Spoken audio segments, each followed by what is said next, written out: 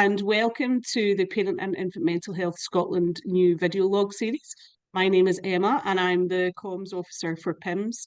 This video is being produced for day 5 of Maternal Mental Health Week 2023, and the theme of that is the Perinatal Positivity Pot. So today I'm speaking to Kirsty, who is a mum and a blogger with lived experience with postnatal depression and recovery as well. We'll talk a little bit about Kirsty's experience, the support that she found helpful, and what she's doing now to support others. So, Kirsty, can you introduce yourself and tell us a little bit about your family? Hi, I'm Kirsty. I am a mum to a 7-year-old and a entertaining 3-year-old. I'm currently looking after them just now. Yep, just a little family of 2 with dad, of course. Yep. And can you tell us a little bit about your experience of postnatal depression and the other things that went around that? Yeah, I'll try and keep that quite short. I could be here all day. But I had postnatal depression with my daughter pretty much as soon as I gave birth.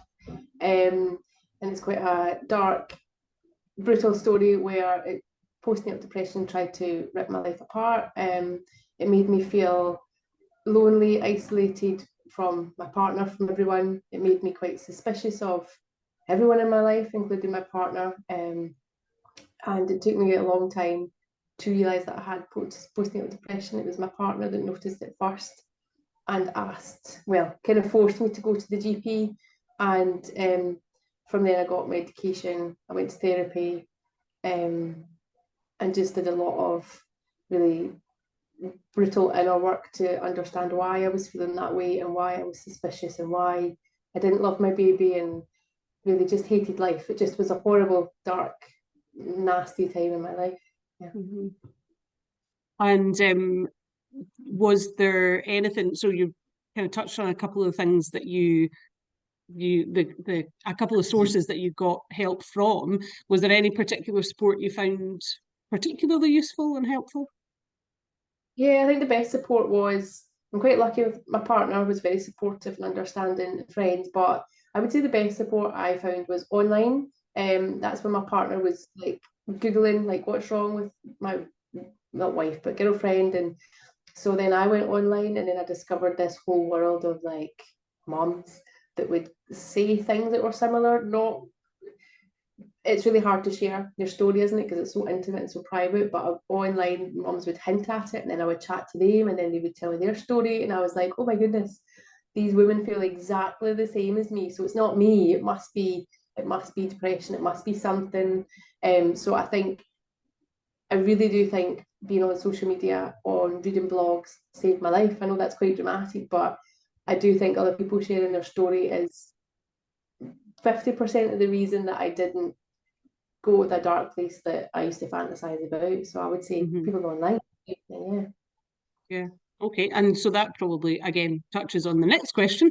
So why, obviously, well, I know, but you could tell us a bit more about that. So you started a blog, you've got an Instagram page, and you've written a book.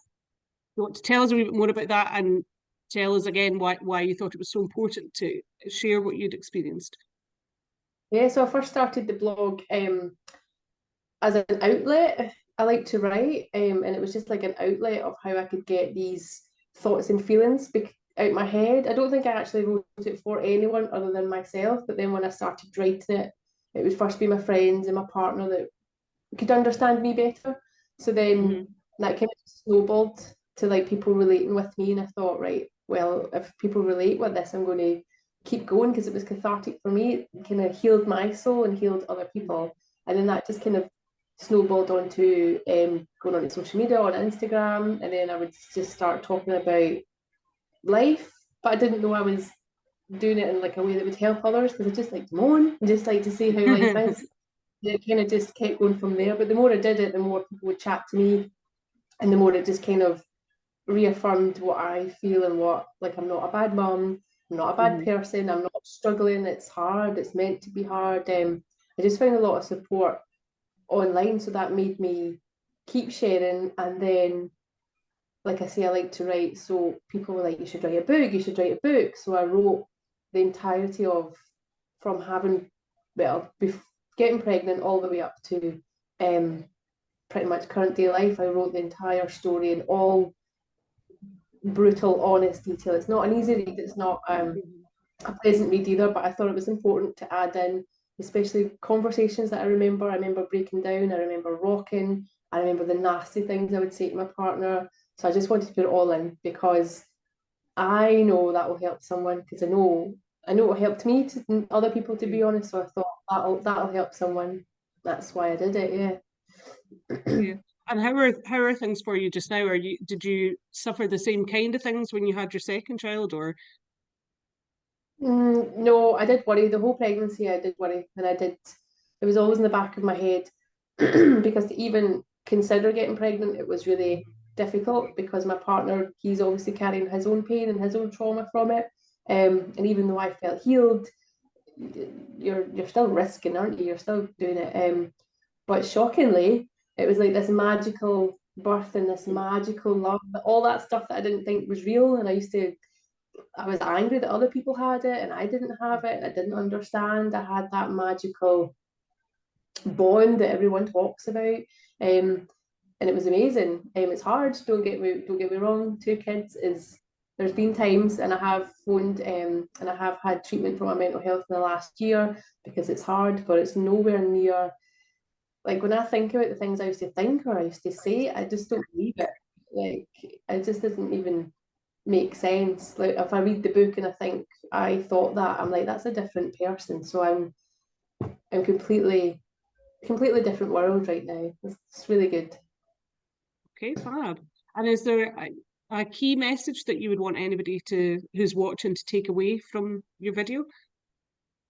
I would like them to know that even though they think they're the only one, they're not the only one. They're not alone. There are people who will relate to your story more than you know. And I know people don't like to say, oh, it gets easier with time or it gets better. I used to hate the phrase, I still hate it, but it Yeah. does easier if you put, I don't want to say put the work in, that's really privileged. If you sit with it, want to get better and you want to see the light, then you can get out. I mean, I was in the dark place for I've had fantasies about suicide. I wanted to run away. I couldn't ever think of a time I'd love my kid or my partner. And now that's so foreign and alien. So to do a complete switch, I just hope that brings hope to someone. That wasn't easy, and it's never going to be easy, but it is absolutely doable. You can get out the other end and enjoy life a bit more. Okay, and where can people follow you, find out more, buy your book, etc., if they would like Um, to? Yeah, I'm always on Instagram moaning. Kirsty Mhm, Mac, just K. I think I changed my name recently. Don't know why. mhm. So I'm always on. I'm always on Instagram. Like this is where I live basically. Yeah. Blog is honestkey.com. That's still going. All the old stuff's still there. All the really dark nitty gritty stuff's there. Um, the book is on Amazon. It'll go under Kirsty Mac, or it'll be Not All Mothers Love Their Baby, because I just wanted it blunt. That's what it Yeah. is, and yeah, that's full of a life nobody wants to talk about, but it's there, and I know it does help a lot of people. Yeah, Yeah. so that's there. Yeah. Okay, brilliant. So if anyone's watching this and would be interested in finding more about Parent and Infant Mental Health Scotland, you can find us at PIMS Scott, so that's PIMH Scott on Twitter. And as I said in the last video, you can stay tuned for the launch of our new website. It is coming soon. If you've got any questions or inquiries, do email us on info@pimhs.org.uk. And thank you very much for watching. Thanks again, Kirsty. Thank you. Bye.